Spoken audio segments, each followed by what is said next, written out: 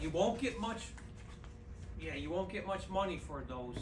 I mean, I got them here from the '90s. I'm selling complete sets. Most of them are like $15 a set.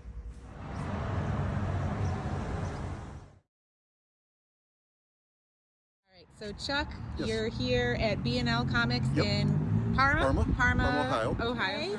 I picked up some Action Comics Okay. and some Superman 78, which is based off the Superman the movie from 1978.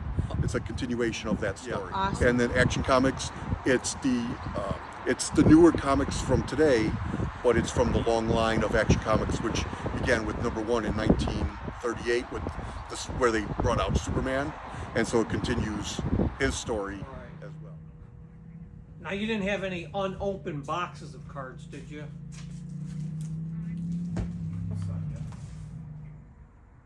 Okay. Yeah, because he does all the work. I mean, he's going to take a price, but you know, he comes there, picks it all up, lists it all, and ships it all out. You know, all he's doing is hands you a check then, you know. All right. Have a good afternoon. All right, bye-bye. You know, this is my 40th year. I plan to be here another 10 years, easy. Me and my brother, we buy comic books when we were kids, you know. We go buy them at the spinner racks, Open Pantry, Lawson's, Convenience, 7-Eleven, and then there was a little store on Store Avenue called Vance's. And they always had a little bit different selection of comic books. We go there, and then they had showcases with penny candy. And then, like, the kids outside, you know, you see these kids, they would be drinking a pop bottle, and they just leave it there. Oh. That was 10 cents. If they had a quart, that was 20 cents. That's money for candy. You're just hoping they don't break it. We're just little kids, you know, 8 years old, you know, 9 years old. Attic, and we're reading comic books up in the attic, eating candy. Me, my friend Jim, and my brother, and me. And one day, I'm just walking down the middle of the attic, and I don't know what told me. I'm just looking over to the right. I go, what is that? We just found thousands of comic books. I'm talking probably from my showcase to that showcase, that long, piles of them. Piles of them. We're like, oh my God, there's comic books. We're sitting there buying comic books. There's all these comic books here. Well, they're my dad and my uncle's. We So figured what year would those have been from, the ones you found? the 40s and 50s. Oh my gosh. And 60s. So not much 60s. But there was comics in there that we liked, you know. And then, because I started reading war comic books, but when I was a kid, my brother turned me on to superheroes when we got into it. Okay. They were classic illustrated. They were Donald Ducks, Bugs Bunny, Elmer Fudd, Woody Woodpecker. They were Batman, Superman, Flash. They had Showcase, first Flash, second Flash, Showcase, first Green Lantern. And, you know, not the earliest stuff of Superman, because they had issue 100 in there, Batman 100 and stuff like that. But they had all these comic books and all kinds of westerns, and you know, I can't even think of everything now. You know, just like you're finding a gold mine. You know, you find all that stuff. So then we go, hey, can we have them? Once my dad and my uncle found out they were worth money, that's how we got into the business. So did your dad and your uncle started the business with you? Oh yeah, and my grandfather.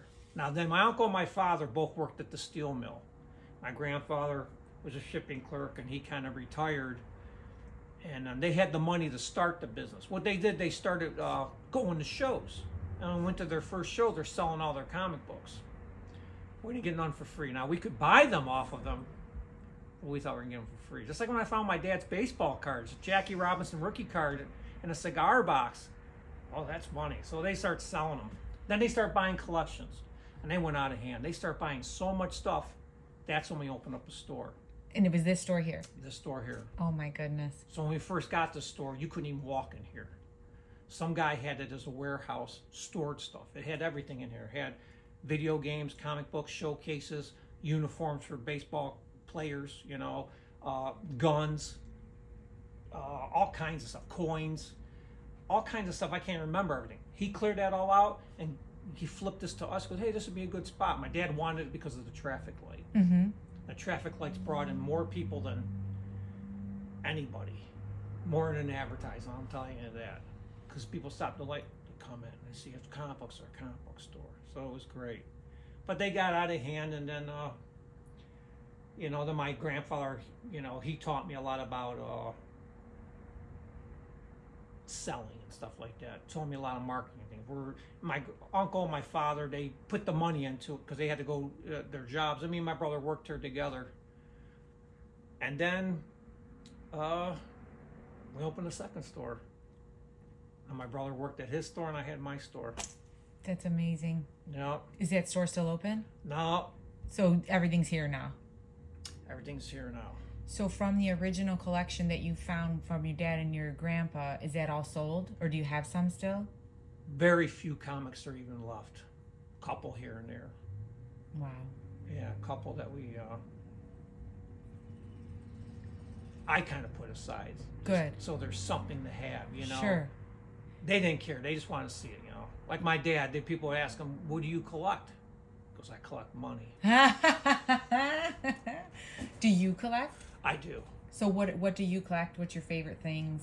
Well, right now I'm reading, mostly what I'm collecting is horror. So I'm collecting this magazine called Shudder.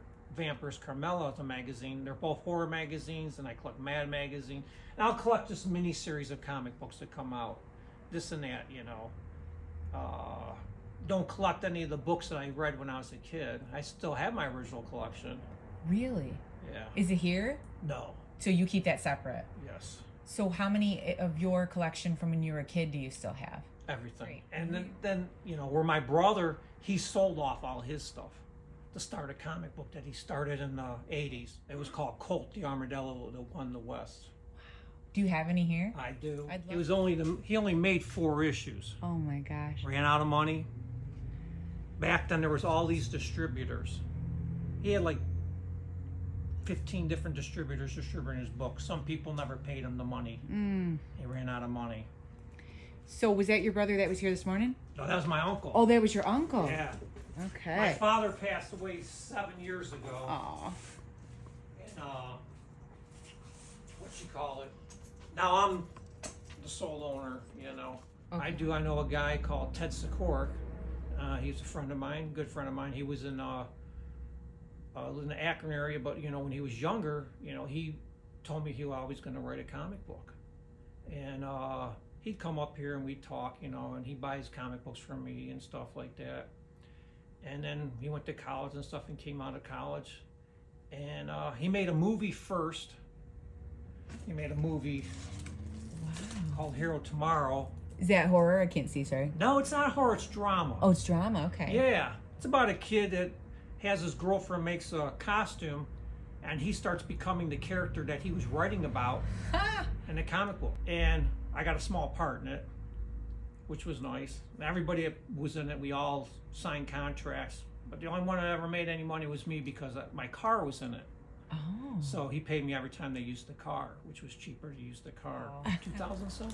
Cool. That's so cool. Yes, and then what happened was, then he makes the comic book off of the character. Different than the movie, but it was Hero Tomorrow, Sorry. and he made this character. That's amazing. Yeah. Hey, what's up, dude? How you doing? Do you have any of his comics here? Oh yeah. Oh, cool. I'd love to see it. If you don't. Oh yeah. Of the movie, I like that. Usually the book comes first than the movie. He did it backwards. He did it backwards. A Parma, is it? Yeah. The Undiscovered Animal. How cool is that? And that was the character in the movie. I love that. Oh yeah. This hall takes place in Cleveland. So yeah. This hero, he's this guy, he drives around in an ice cream truck, and at nighttime he's fighting crime. That's amazing. It I is. love that. And it's good. To the Oh area. yeah, it was one of my favorites. He's got other characters to spin off of it. He had a character, Tap Dance Killer, which is kind of like a Harley Quinn character. Uh-huh. My favorite. Did I still read. I read, for a book the other day. I try not to read up here because you won't get nothing done. The work never ends. Sure. But yeah, I still read. I collect cards too. What kind of cards do you collect? Football. Okay. Yeah, I'll buy like a football set every year, a whole set of football cards. I don't have any here. Donruss, this is basketball, but I would buy the Donruss because they're the only ones that make a factory set. What are people collecting that sells for Football's the most? the bestseller. For cards. Cards. What about comics? What's selling? Comics, I would say your top three best are Batman, Spider-Man, Wolverine. They're almost always good sellers. The Sure. Batman and Spider-Man is probably your two best sellers. And I get the new releases right from the publisher. Okay. You know, I got a distributor and I get them here, and every Wednesdays our new books come out. So how many new books do you bring out every Wednesday about? The last couple of weeks have been busy. I mean, there's probably at least probably 60 books came out this week. Wow. Not from, they're different publishers. Sure. Bunch of independent publishers. Another hot comic right now, Scooby-Doo's are hot. Sonic is hot. You know, they still make Looney Tunes. So I'm selling the Looney Tunes. I'm selling the Sonic, the Scooby-Doo's. I got other books out there that like this Dynamite is putting out. They're putting out Thundercats. And they got these Disney comic books that are coming out, Gargoyles. Remember the cartoon from the 90s? Gargoyles. This is and so all that stuff fascinating. is selling, you know. People like it, you know. It's Turtles. Turtles still sell good. Like I got all my Marvels in my first 35 boxes. Then I got DCs. And then I start with Independents. Okay. And then I go to I got a war section. Then I got a Disney section, a Archie section. Then I got another section with a lot of friendly stuff like Richie Rich, Casper, and then goes down to like anything that was in the cartoons, you know, the Looney Tunes. I'm out of SpongeBob. SpongeBob's a good seller too. No way. Who buys SpongeBob? A lot of people. My wife, she bought them all. She bought them all, yeah. But if I put them in the boxes, they're gone. And I sell the Simpsons. Oh, sure. But they stopped making SpongeBob's and the Simpsons in 2018. Everybody likes something different, you know. There's books that were sitting in 50-cent dollar bins that all of a sudden become $900 books. Can you give me an example? Batman Adventures number 12 was the first appearance of Harley Quinn. Nobody cared about it. It was a cartoon book. You know, Batman Adventures was a cartoon in the 90s. That book, a lot of kids bought it. And Harley Quinn became big. That book jumped up. That's the first appearance of her. Right now, one of the couple books on my most valuable, I got the Deadpool. Not Deadpool. Bullseye. First appearance of Bullseye in a Daredevil comic book. But he's the first appearance of that character. That's what made that book worth something. You know what I mean? So, what comic would you love to have in your collection right now that you don't? What are you trying to get your hands on? I would like to have back the comics I've had. Some of the comics you had as a child or No, as an adult? At the store. Mm. Like in the store, we had every single Spider-Man. They're all gone now. You had to sell them over the years. Sell them to keep the bills. Sure. Pay the bills, stay open. Right. We had Amazing Fantasy 15. Just, a few months ago, the one guy goes, yeah, I remember buying it off the wall up there. I remember you getting I got this hook. I go get the book off the wall. He still has it. I don't know what condition it is. Sure. It could be worth anywhere between, $2,000 to $5,000 to over $100,000. Well, they come and sell collections. Okay. Which is better than them throwing them away. A lot of people throw stuff away. Comics? Oh yeah. They don't know better. Right, and that's what made the older ones worth more money because they were just thrown away. Like you were saying, when your dad and your grandpa had their collection, when they saved those collections, do you think that there was an awareness of them eventually Nope. being valuable? They just had them and didn't get rid of them. So it's like the reason luck why my grandmother didn't throw nothing away. because of She just the let Great things- Depression, probably, right? Yeah, probably because they knew better than to throw things. Yeah, my grandparents would always tell me about stuff what they did during the Depression. I'm Yeah. looking for stuff that's harder to get. Mm-hmm. The 50 years old. Sure. Like yesterday, I bought some old cards from the 50s, from 1958. But they don't come in the door every day. I bought them like a 1965 Hank Aaron, Wow. So that ain't his rookie, but and cards have made a big comeback. Everything has made a big comeback. The pandemic has brought people back into tangible, collectible items. No matter what you listen to or what you're collecting. If you collect to spend time on your own, or if you collect to be social. If you just started your collection, or if you inherited your collection, if you've been collecting for a really long time. Bags Unlimited has been there since 1976 to protect America's collections.